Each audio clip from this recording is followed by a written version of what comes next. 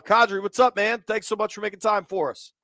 Man, this is the A team. Y'all got a good team now. So now I got to be careful what I say when I'm talking with the A team. And y'all got a good team now to cover.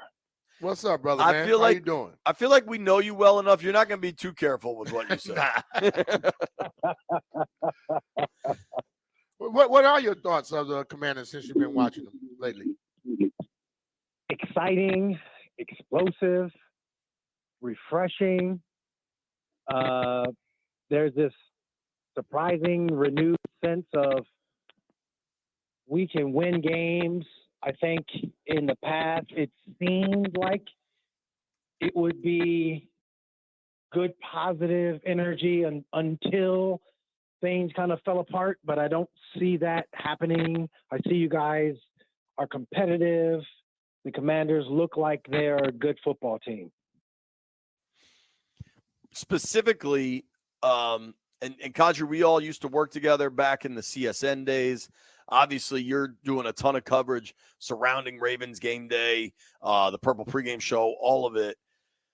How different does it seem? And it's only 5 games. You don't want to get too far out in front of the cart in front of the horse, whatever the hell the saying is. But how different does it seem that Washington has a real quarterback? Well, it's everything. I think part of the mindset of the NFL, especially today's game, is what do you have at the quarterback position? I mean, we've seen it, throughout the league, whether it's been, the Jets and what they're going through even to today. But then you also look at, say, Cleveland, who you guys dismantled. I say you guys, you know what I mean? The Commanders. Yeah. They whooped up on them. 34-13, that's a butt whooping. But with that said, what I'm seeing is that all of the things that the Commanders went through to present day with their quarterback carousel, it seems like there is this stability there. Jaden Daniels is such a young, bright, but yet composed quarterback. And that's where I think you guys can look at this team and say, okay, they're for real. They're not just a team that's like getting lucky with wins. No, they're playing well. Qadry, you've been up there in Baltimore for a long time, and it's been stable as hell. And I think it allowed players just to focus on that. How important is that when you look at the new group that's come in, where these players now all they talk about is football? Before they had to talk about everything under the damn sun. Huge. It's culture. It's the vision of the organization that kind of puts a front office staff together that then goes out to say to their scouts, here's who we're looking for. Those particular players then come on to the team. They all kind of look at each other like, we're all like-minded. We want to do the same things. And then that culture within the locker room is what, fosters the actual art of playing on the field. And what I mean by that is that when games get tight, you don't look and point fingers at one another. You don't get selfish with one another. You say, hey, look, I think I can make a play. I know I can make that block. I know I can. And then you get a whole bunch of I cans that come together as a cohesive unit. Next thing you know, you got yourself an opportunity to win a game. And I think that's the fine line with the NFL. Every team that has a really good quarterback has a chance to win. But then you talk about organizationally and supporting one another within the locker room as well. That's when you have winning records. Talking with our friend Qadry Ismail here on the BetQL guest line. Dude, so I want to – obviously what's happening in Washington is pretty different right now. At least I'm guessing for all the games where the Burgundy and Gold has traveled up 95 to M&T Bank, Ravens fans, media, yourself, a guy that won the Super Bowl with the organization, there's never been a whole lot of nerves when Washington travels up there over the last 10, 15 years. What is the feeling this year? Maybe not nerves, but they know they got a ball game coming to town. I think that's it. Even when John Harbaugh in his post-game presser you just beat up on, well, I shouldn't say beat up on. You had a very exciting, entertaining game against a division opponent in the Bengals. And he's like, all right, guys, let's enjoy all this. But now Wednesday, let's get back to it. And usually you don't, not that you don't say that, but I think for John, I think he's realizing that, yeah, this is another step, another challenge that is before us. Sure, we got some momentum, but this first part of the season, if we can face a team like the Commanders, beat them at home, it establishes us even more so. And I don't think in the past it was necessarily dismissive of Washington, but it certainly didn't take on this level of like, yo, we cannot take this team for granted. Totally. I think having a quarterback changes things, right? And I think Washington's defense the last 2 weeks has really performed well. Let's switch it to the Baltimore side of things. Harbaugh, I think, announced earlier this week that Dean Pease, who used to be D coordinator up there, has come back to serve in like a senior advisor role. Obviously, over the offseason, Baltimore lost a huge piece in Mike McDonald, who got the Seahawks head coaching job, and Anthony Weaver, who went to go take over, I think, the Dolphins DC job. Where is this Ravens defense? Typically, you can count on that like sunrise and sunset, but right now, especially against the pass, they're struggling. They're in a state of flux. I don't know if they've quite settled into what Zach Orr's vision of his stamp on what Ravens defense looks like. I think, obviously historically it's hard nose, it's get after the quarterback, it's you cannot run the football on us, it's finish off fourth quarter games. I think that last statement, finish off fourth quarter games, the last few years, whether it been McDonald or even current day with Zach Orr, and even going back to Wink Martindale, I think they've had their issues with giving up fourth quarter leads, and that's been troubling. With that said, I believe Dean Pease can give Zach some wisdom and maybe something that he might not be seeing as far as, the way in which he's calling or the way in which he's preparing for his, obviously in this particular case, the Commanders, but for all of his defensive opponents. When I look at, like, say, the secondary, for example, there have been about 3 or 4 miscommunication plays where you just flat out like scratch your head because this isn't a young group. This is a veteran group. And it just makes you wonder, like, was it coaching or is it y'all? I mean, you can blame coaching to a large degree in most cases, but when it's a veteran group and you see some of the breakdown of coverages, that's where you kind of question it. And so I'm hoping that Dean Pease comes in. I'm hoping that, he and Zach Orr can figure out what is what as far as, play calling and all that. But ultimately, the Marcus Williams of the world, the Marlon Humphreys of the world, the Brandon Stevens and the Kyle Hamiltons, they need to get their butt in gear as far as, really being locked in and tuned in to how to play together because, again, the Commanders are coming, and that's going to be quite a task ahead of them. So when you flip it over to their offense, I know we talk about Lamar a lot, but bringing in Derrik Henry has been a big plus for this team because I know they always run the ball very well, but having one guy that can really carry that load and take a lot of pressure off of Lamar, how important has that been? BMitch, I'm telling you right now, bro, watching the game.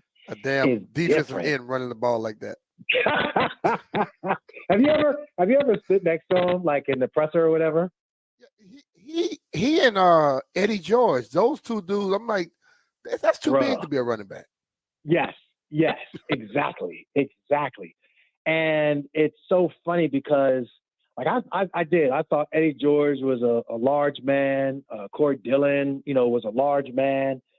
But then, you see Derrik Henry come up in there, and you legit think, like, nah, he's probably, somebody's DN or maybe like a old school middle linebacker, but he's a running back. And I think for what he brings to the team and his, number one, his professionalism as far as taking care of himself and, really just perfecting and wanting to be the best for himself and his craft. I think that really says a lot and really goes far within the locker room. So that's one. Number two, when Todd Monken was trying to figure out how to best use him, especially during training camp, watching him, you could just see where, the wheels were churning. Okay, we could use him in these different situations.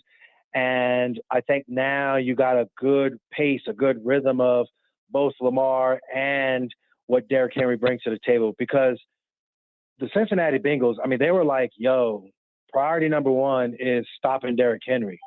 But then that opened up everything else. And so when the Ravens did get into this back and forth scoring match and they were down by 10, Lamar had time to throw, and Lamar was picking apart the secondary because they were playing a lot of man-to-man. And I think as much as they take a lot of criticism, I think the receiving core, they do a great job of separating, getting open. So I think that's the Derrik Henry effect. And then you saw in the fourth quarter when the game was on the line, or I should say in overtime, when the game was on the line, you get a toss crack sweep, and here's Derrik Henry going down the sideline, and he's looking fresh as fresh can be. I think they said his metric was like 21 miles an hour. And so you got a fifth gear type running back. You have a hot day, humid day. He wasn't really getting as many touches and production, but yet when you needed him the most, he's just explosive down the sideline. That says an awful lot. So Derrik Henry, I think, is such a huge welcome to what this offense needs to get to that proverbial next level, which we know isn't just making the playoffs or just being content with the home field or just the AFC Championship. It's what Lamar Jackson has been talking about, and that's going to the Super Bowl and winning it. It shows what a program organization they've built in Baltimore. Qadry, do you agree? Is it fair that really the only measure of success that matters for the Ravens at this point is another Lombardi, and kind of for Lamar too? Period. End of discussion. There is no regular season. Oh, wow, we have a really good team. Hey, winning record. All right. That's not what this is about. Lamar Jackson has been crystal clear from day one for himself, but I think also Eric DeCosta, John Harbaugh, I think, Steve Bisciotti, in his mind, he's like, look, I'm paying this dude. I want y'all to put people around him, which they have, and they've budgeted it for sure, but they've, absolutely have a team that's built to go deep in the playoffs and win a Super Bowl. And I think Steve Bisciotti, wants nothing less than that. And I think Lamar Jackson is doing everything in his power to present that Lombardi to the people of Baltimore and the flock that is the Ravens nation.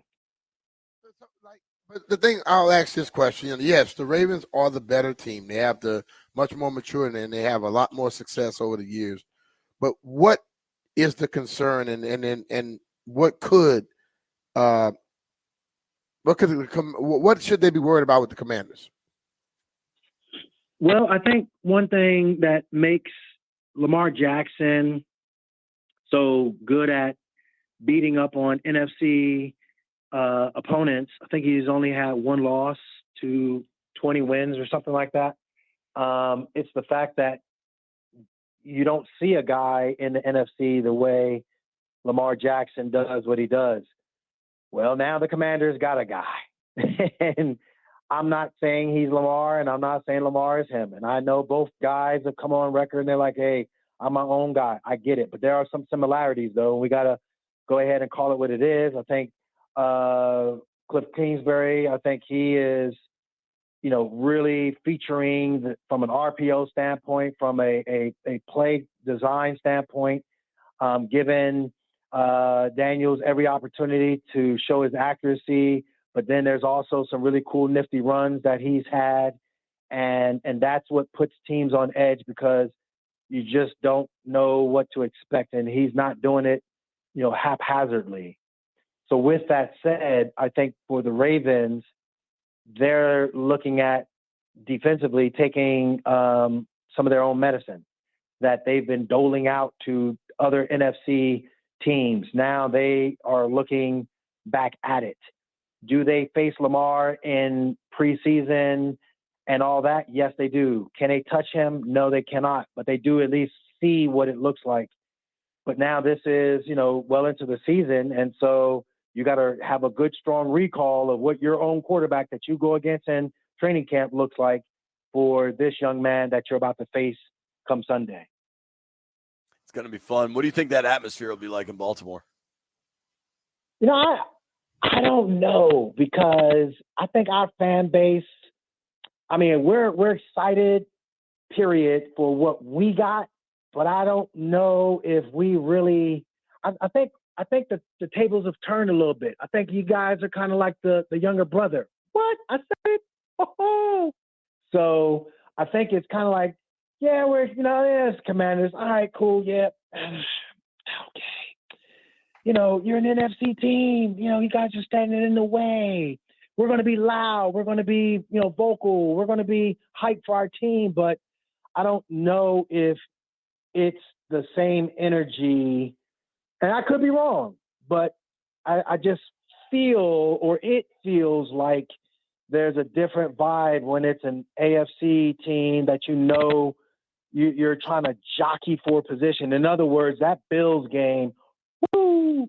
That was electric. That was loud. Some of the guys were even saying that felt like an AFC championship type of a game, just the energy of the crowd. Of course, 87-yard opening play, touchdown with Derrik Henry scooting down the sideline.